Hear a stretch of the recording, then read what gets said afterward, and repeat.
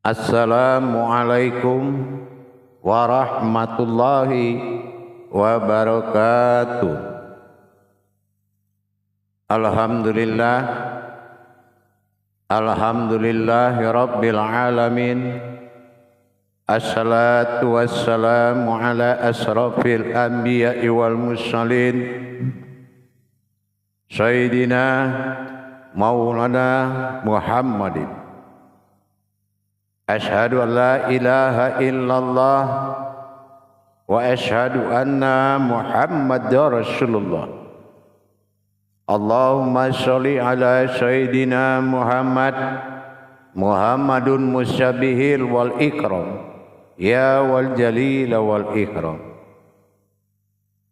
Wa tahirin wal mujahidina, amma ba'du. Ibadullah, bersyukur kita kepada Allah dengan mengucapkan alhamdulillahi rabbil alamin atas segala limpahan karunia rahmah dan hidayahnya, serta dengan izinnya juga kita dapat menjalankan amanahnya, beramal dan beribadah zahir batin dunia dan akhirat. Bersalam kita tidak akan pernah kita lupakan. Marilah sama-sama kita sampaikan kepada junjungan kita Nabi Allah, Nabiul Akhir Zaman, Rasulullah Muhammad sallallahu alaihi wasallam. Atasnya kalimahnya kita kalamkan dengan membacakan Allahumma sholli ala Sayyidina Muhammad wa ala alihi Sayyidina Muhammad. Hadirin dan hadirat kaum muslimin dan muslimat, jamaah dimanapun berada, rahimakumullah. Alhamdulillah, bertemu lagi dengan saya Guru Mursyid Syekh Nur Muhammad Buya Irwan Maulana Al-Khalidi, Sumatera Barat, dalam makom majelis zikir Ma'rifatullah dalam tayangan YouTube Buya Pasaman Timur, yang insya Allah selalu akan berbagi nikmat-nikmat Allah kepada sesama. Mudah-mudahan bermanfaat buat kita bersama, dalam rangka tentunya meningkatkan iman dan takwa kita kepada Allah. Dengan makom kita belajar bertolabul ilmi, belajar menuntut ilmu pengetahuan hakikat dari perbuatan amal dan ibadah kepada Allah. Dalam waktu dan kesempatan yang kita muliakan ini, ada beberapa hal yang penting yang wajib kita ketahui, yang akan membuat kita berbagi, ia adalah makom tertinggi di dalam pengetahuan kodrat ilmu, yaitu mengenal antara Allah dengan Allahu. Ini kalau tidak kita selesaikan dengan mata batin kita, pengakuan ini akan mengakibatkan terjadinya kesalahan besar, yang mana kesalahan itu akan muncul kepada pengakuan keakuan diri manusia. Padahal ini adalah kalimat Saud Matsaini, yang mana pengakuan ini ditujukan kepada dirinya, ketuhanannya Allah. Bisa kita bayangkan kalau amalan Allah menjadi amalan diri, di sini akan mengakibatkan suatu kekufuran besar, yang mana pengakuan ini diakui oleh kodrat manusia. Tapi kalau pengakuan ini sudah menjadi pengakuan Allah, Tuhan, dalam pandangan ma'rifatullah kita, batiniyah, ainul basirah kita kepada Allah, maka pengakuan ini akan menjadi pensaksian yang akan selalu diingat. Inilah yang sebenar-benarnya dikatakan kodrat ilmu tertinggi. Bahkan kalau kita melihat dan bisa menyaksikan tajalli tersebut antara Allahu dengan Allah, disinilah perbedaan antara ilmu dan ibadah. Kalau hu Allah, aku Allah, ini adalah sebuah pengakuan yang mana sifat mengaku kepada zatnya adanya Allah bersifat ahad. Dan ini bersifat ibadah ma'rifat tuduh. Awaludin ma'rifatullah, berasma Allah. Kalau dia sudah bernama, berasma, kajiannya ibadah. Kalau ibadah hu Allah, aku adalah Allah, dalam arti kekuasaan di tangan asma.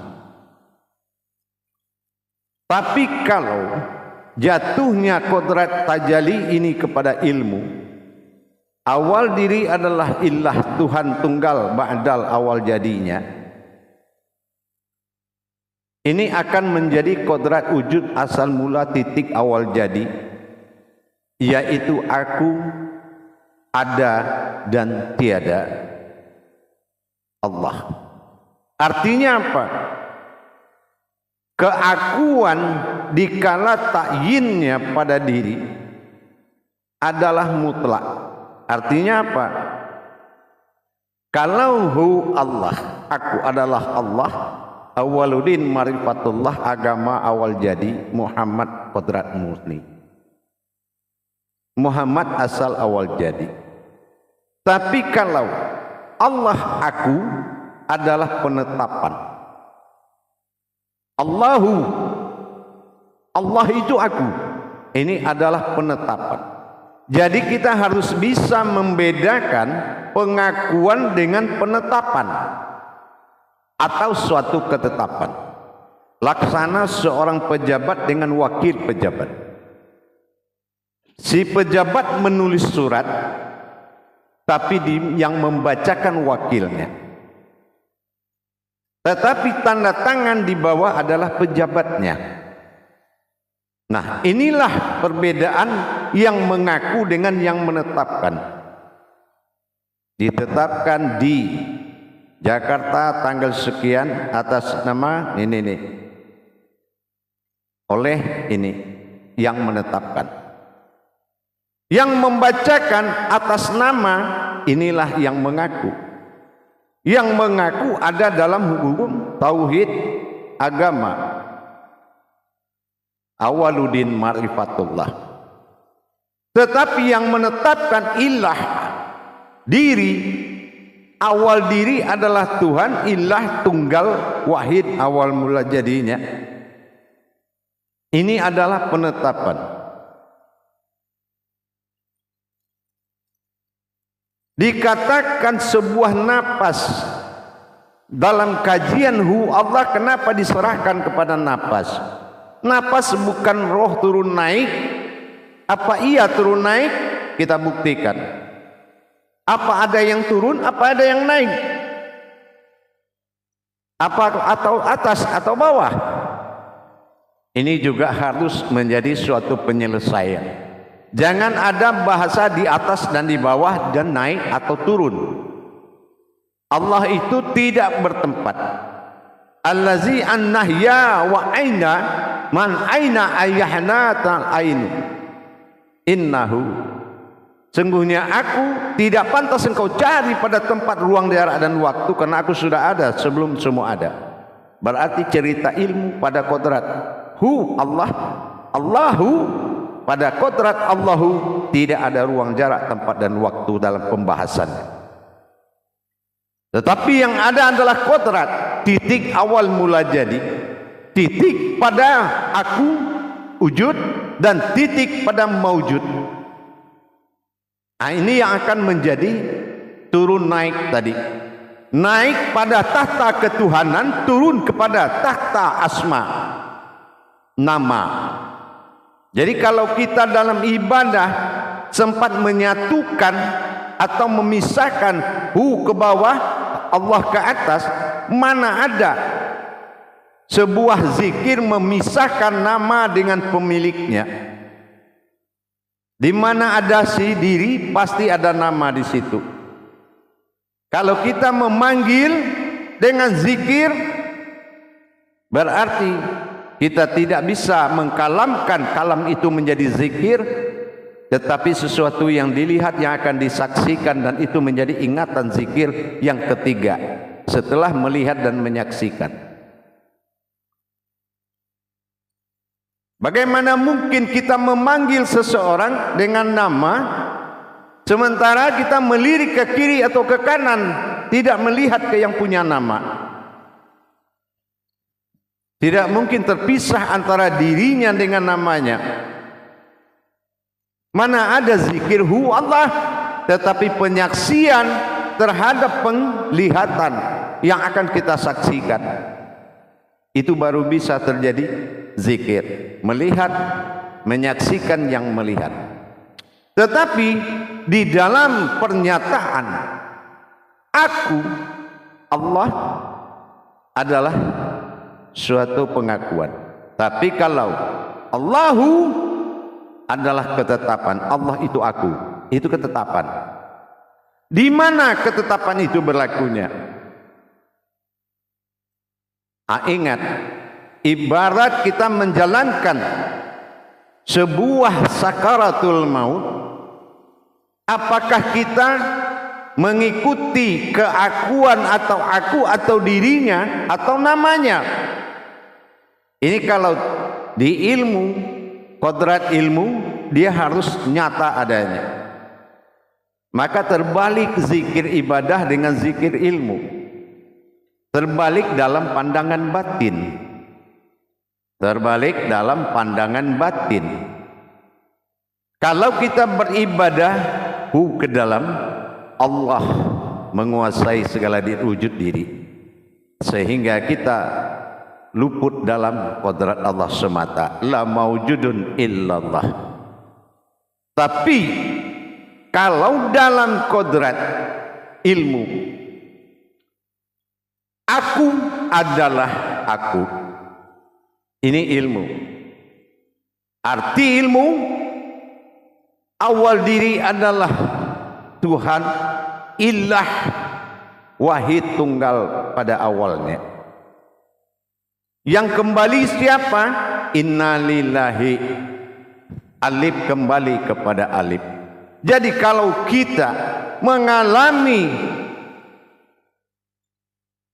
ibadah terakhir, yaitu kembali kepadanya, siapa yang kembali? Hanya alif kepada alif. Al-maut, wawnya di atasnya sukun, sukun mati, waw dia, hanya dia yang bisa kembali ke dalam kodrat itu. Al-maut berarti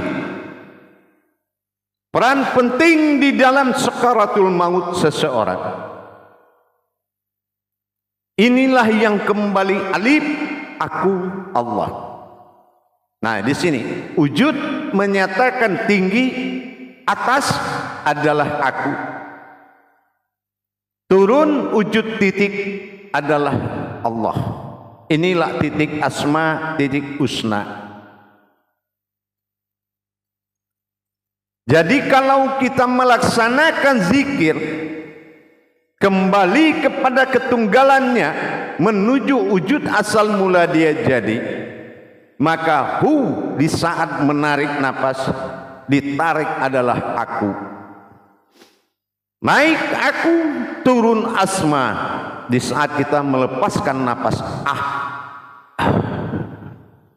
turun asma, tinggal aku kembali kepada diriku. Inilah pentingnya zikirhu Allah dalam ibadah syahadiyah dan ibadah syahadah. Allahu, aku Allah, kembali kepada wujudnya semula. Ini sangat penting. Perjalanan ini dicatat oleh rohani laksana kain putih yang tanpa noda, laksana kertas putih belum ditulis, tapi yang ada di situ hanya ada aku. Kalau kita di tempat kodrat ilmu, pemasangan kodrat ini Allah dalam ibadah, Allahu dalam ilmu, Ini adalah kajian usulnya diri adalah Tuhan. Mengaji diri sama mengaji Tuhan.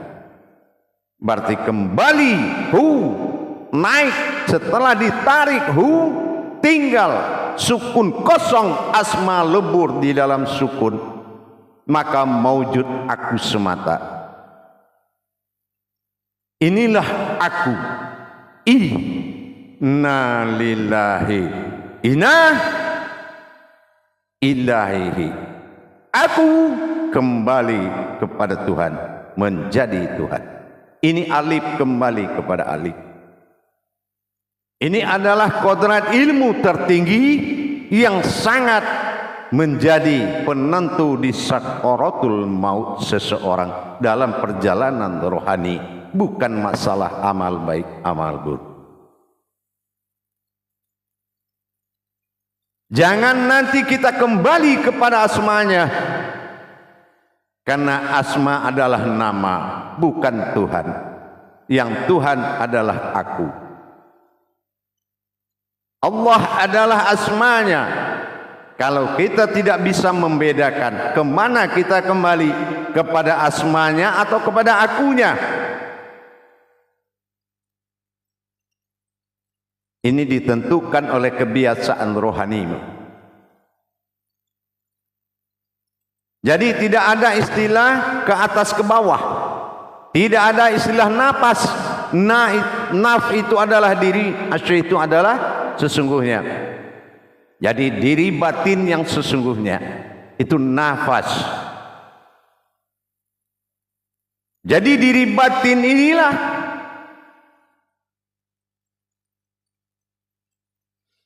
yang memanggil batin ilah maujud di dalam satu wujud diri kita. Turunnya batin ditarik di saat dilepaskan Allah cukup dengan boleh, dengan Allah boleh.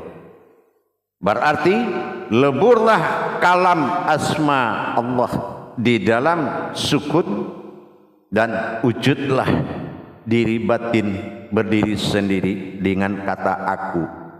Inilah murni batin mutlak. Akhirnya aku kembali kepada diriku sendiri. Inilah inna lillahi. Maka inilah sangat-sangat penting menjadi amalan di dalam ibadah. Kita mengikuti pengakuan. Di dalam ibadah kita mengikuti pengakuan, di dalam kodrat diri kita mengikuti ketetapan. Ketetapan adalah Allahu, aku, Allah itu aku, dan dalam ibadah Allah, aku adalah Allah. Ini pengakuan dan ketetapan. Para hadirin jamaah yang dirahmati Allah, dengan kita memahami zikir besar ini dan bisa melihat tataan makomnya tadi, keakuan. Kalau kita beribadah terbalik, turun Allah ke atas. Ini pengakuan. Karena awaludin marifatullah, aku, Allah ke atas, marifatullah, awaludin. Tapi kalau awalul wajibun alal insani, maififatul ilahi biistighani. Awal pertama jadi adalah dirimu, Tuhan. Diri yang berasal dari Tuhan, ilahinas. Ingat. Maka akan naik asma lebur ke dalam batin. Asma lebur dalam batin, wujud batin naik menjadi aku. Berarti aku adalah maujud. Setelah aku maujud, Allah. Asma lebur di dalam kodrat batin. Tinggallah aku. Berarti benar, apabila kita bersama Allah, berarti kita bersama keakuannya. Jangan nanti Allah, aku Allah, amalannya ke bawah, Allah ke atas. Yang akan berangkat meninggalkan nanti, jangan mengikuti nama, tapi ikutilah dirinya. Makanya naik, ditarik Allah, baru dihantarkan turun. Berarti asma lebur ke dalam batin, batin maujud illah, wahid tunggal. Makanya kembalilah diri alif kepada alif.